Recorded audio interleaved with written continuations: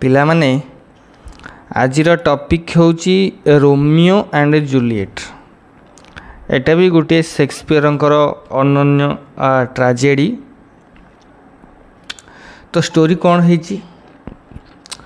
ना, इटाली भेरोना सहर रे मॉन्टेगू एवं कैपुलेट नामक दुईटी धनी परिवार बास करुथिले, किंतु सेमानंक मध्यरे एक पुराणा झगड़ा बसा बांधी रही। फल केही का मुह को चाहू नथिले, एमाने परस्परर विरोधी।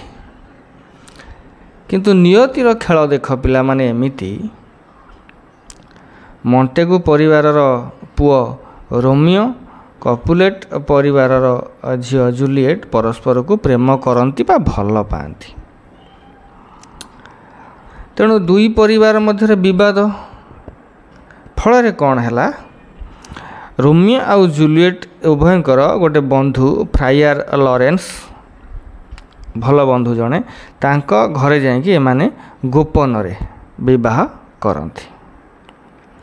थरे कौन है, रोमियो निजर अनिच्छा सत्वे दुई परिवारर कलहरे संपृक्त हो जाए, माने भाग नहीं जाए एवं ताकू से भेरोना सहर छाड़वा को पड़े।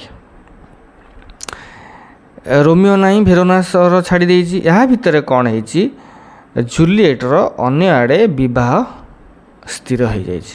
तेणु जूलिएट व्यस्त कौन करिवो, से सांग जो पुराणा बंधु जे फ्रायर लॉरेंस को साहाय्य लोड़िला।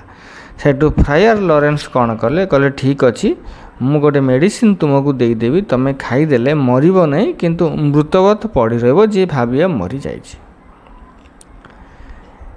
यही समय रोमियो खबर पाई भेरोना को फेरिला, जे खबर स्प्रेड हो गला आप किए जूलिएट मरी जाइए बोली।